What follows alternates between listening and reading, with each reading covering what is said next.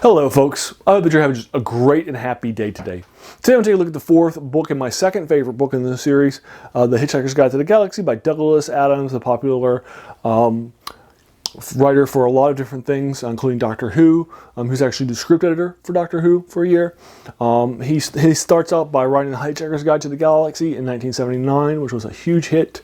He then finishes a trilogy very quickly, and then he'll come back to this story about 2 or 3 years later, and he'll publish book 4 of a trilogy, which I'll call a trilogy because it's funny. It's actually my second favorite book in the series, so let's take a look and unpack it for you a little bit and then why I like it so much. Okay. As a reminder, here are my reviews out of 10 stars for the first 3 books. Book 1, Hitchhiker's Guide to the Galaxy, strong plot, strong humor, fun story. Sometimes we'll sacrifice things on the altar of jokes. 8 out of 10. Number 9 out of 10. World building is much better. Stronger character development happens. Better plot. World building does not come at the expense of. It's not for jokes, but in order to develop the plot. 9 out of 10. It's my favorite book in the series. Third book, Life, the Universe, and Everything. Chompy. Removes characters from the plot line for many chapters, like more than 100 pages. Doesn't introduce characters till you're over 20% of the way through the novel. It's not a strong read. It's choppy. 6 out of 10. It's got some humor. It's got some characters. It's got a fun, unique thing. Feels more like a spin-off to a trilogy rather than the third book in a trilogy. The second book concluded the story, I think, much better than the third book does. 6 out of 10 for Life, Universe, and Everything. This one, 8 out of 10. I put it on about the same level as Hitchhiker's Guide. I actually liked it more. So, one of the things I really like that Douglas Adams does in this is he creates a character called Fenchurch, he actually already created in the first book. But what he does is he takes a throwaway joke early in the first book and creates an entire character around this central character. And that is basically, there's a line in the first page and that says something along the lines of describing Earth. It says that Earth people were so against each other and so hell-bent to hurt each other that 2,000 years ago, when somebody suggested, hey, maybe we try being nice to each other for a change, he was nailed to a tree. That's the joke. And then, just a few minutes before the Earth was destroyed, a woman in a cafe suddenly has a revelation of a way that we can be nice to each other, but won't result in anybody being nailed to trees. But before she can tell anybody, the Earth is destroyed. Well, that woman is going to be Fenchurch, and she's going to be the central character, arguably the second most important character in book 4. So sure, she was created as a throwaway line in the first book, but book 4 is Fenchurch's story. And we're going to learn a lot about Fenchurch, and she's going to learn a lot about herself.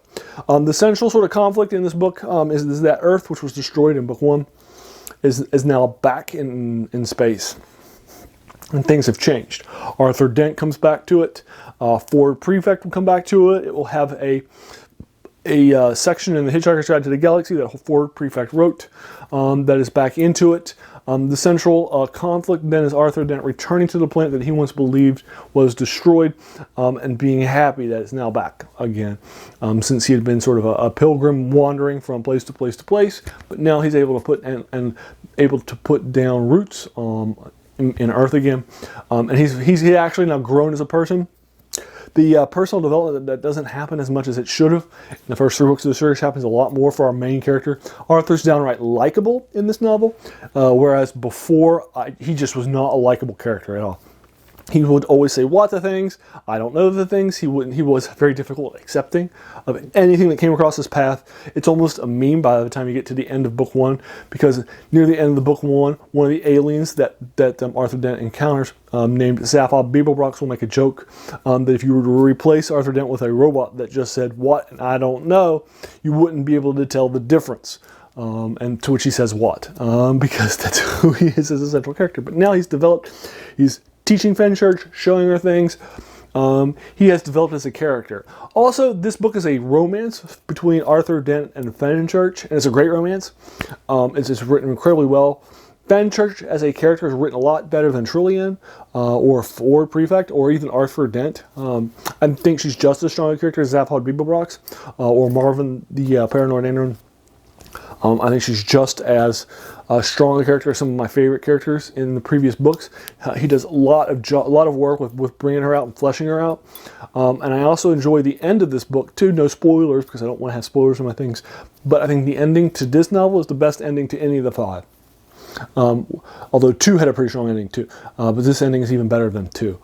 2 had a bittersweet ending. This one doesn't, and I like it. Well, it's a little bit bittersweet, but so I guess, but not to the same degree as 2. It's less bitter and more sweet than book 2. It's the only book that actually has an authentically genuine ending to it.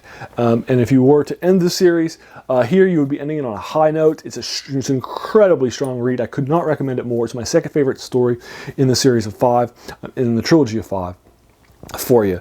So there is So Long and Thanks for All the Fish, who gets its title from a quote. It was the goodbye saying that dolphins said before they left, right before Earth was destroyed. And the dolphins will still have been gone and still have sent that goodbye note to humans. So Long and Thanks for All the Fish. So that's where the title of book 4 comes from. Have you read book 4 of the series? What did you think of it? I'm more than happy to engage you with it in the comments below. Did you like it as much as I did? Did you find it a revelation? I really do think that this is one of Douglas Adams' strongest works as a novel, and I thought it was incredibly good. I also enjoyed the fact that this book did not have sequel-itis and have a bigger book.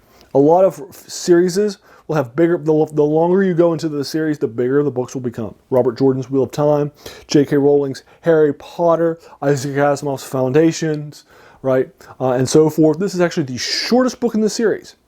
The previous book was long. The second longest book in the series is Life, the Universe, and Everything, which clocks in at a little over 200 pages in my collection.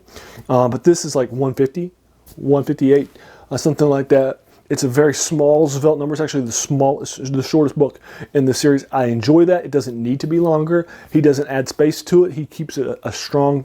It's much more well-paced than Life, the Universe, and Everything, and its sequel, which is the worst well-paced of the series. So I'll go ahead and leave you to it. That's So Long and Thanks for All the Fish. If you like this video, please feel encouraged to hit that subscribe button. There's going to be so many more of these to follow. And finally, I just want to thank you for taking some time out of your day and spending it with me. We all have so many things happening in our lives and competing for time, right? So the fact you spent this time with me is so humbling, and I really do appreciate that. Thanks again and have a great day.